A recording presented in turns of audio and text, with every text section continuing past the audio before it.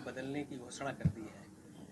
अब आपका चैनल, आपके चैनल में कोई उत्तराधारी का आ जाएगा, उत्तराधारी का उसकी क्या है, वो तो चैनल तो चलेगा ना। हाँ, हमें उम्मीद है कि बीजेपी से दूरी बनी रहेगी उनकी। सबसे बड़ा राज्य उत्तर प्रदेश है, समाजवादी पार्टी बड़ी पार्टी है, किस तरह की 24 की तैयारियां हैं जिस तरह से विधानसभा चुनाव के नतीजों के बाद? 24 की बहुत बड़ी तैयारी है। उत्तर प्रदेश से ही बीजेपी आई थी, 14 में आए थे, 24 में चले जाएंगे। और सवाल वैसे के वैसे हैं। आप यहां जहां हम लोग बैठे हैं, समाजवादी पार्टी के कार्यकर्ता हैं, उनके कार्यक्रम में हम लोग शामिल होने आए हैं। आसपास सब किसान रहते हैं, जो हम लोग आप लोग बैठे दिख रहे हैं सब किसान हैं। बीजेपी वाले बताएं कि आय दोगुनी हो गई, क्या धान खरीदा गया।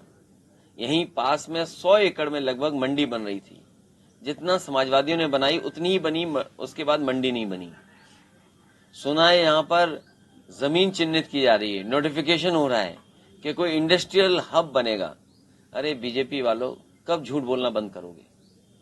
आपने कहा कि बुंदेलखंड में मिसाइल बनेगी, टैंक बनेंगे, बम बनेंगे। अभी तक बुंदेलखंड में एक सुतली बम नहीं बना पाई बीजेपी के लोग। तो डिफेंस एक्सपो के नाम पे एमओयू किए। अभी मुख्यमंत्री जी कह रहे थे, हालांकि मुख्यमंत्री जी का एक डायलॉग बहुत लोकप्रिय है, 46 में 56, लेकिन उसके बावजूद भी वो कह रहे थे कि 40 लाख करोड़ का एमओयू हुआ है। आखिरकार जमीन पर कितना पहुंचा है, और अगर जमीन पर पहुंचा है तो कितने लोगों को नौकरी और कितने लोगों को रोजगार मिला है उस एमओयू के माध्यम से। सुनने में तो ये आ रहा है कि एमओयू जिन्होंने किए थे उन्हें अधिकारी ढूंढ रहे हैं। हो सकता है कुछ दिनों के बाद एसटीएफ ढूंढे, क्योंकि वो मिलने वाले नहीं है। एमओयू तो कर लिया उन्होंने, लेकिन वो भाग गए, अब छोड़ के चलेंगे उद्योगपति। आखिरकार ऐसा क्यों हो रहा है? तो जो प्रदेश सरकार ये कह रही थी कि 40 लाख करोड़ के एमओयू हुए हैं, इन्वेस्टमेंट आएगा, आखिरकार इन्वेस्टमेंट क्यों नहीं आ रहा? और फिर इन्वेस्टमेंट इटावा में क्यों आएगा? हमें तो इटावा देखना है। मान लीजिए अगर आप हम सब लोग इटावा मैनपुरी के आसपास के लोग हैं, बताइए अगर कोई इन्वेस्टमेंट यहां पर आया हो, और फिर सरकार क्या कहती है, हम $1 ट्रिलियन इकोनॉमी बनाएंगे।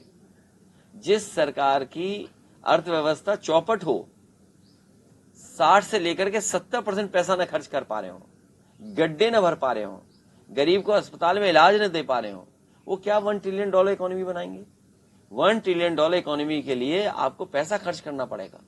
आप 70% पैसे नहीं खर्च कर पा रहे, तो आपकी $1 ट्रिलियन इकोनॉमी कैसे बनेगी? और फिर नौकरी बता रहे हमने नौकरी दे दी। कहां नौकरी दे दी? कह रहे हैं घर घर नल। अरे उन्हें देखना चाहिए, जब नल लगाने जाओगे तो घर घर बेरोजगार बैठा है, वो बेरोजगार आपसे रोजगार मांगेगा। घर घर नल तो ठीक है, लेकिन घर घर बेरोजगार भी बैठे हैं। उन घर घर बैठे हुए बेरोजगारों के लिए आपके पास क्या इंतजाम है? और हम और आप सब इटावा के लोग हैं, लाइन सफाई की दुर्दशा पे भी कुछ बोलिए। जानवर एक के बाद एक मर रहा है। शेर मर गया, ये मर गया, एंटीलोप्स मर गए, डियर मर गया,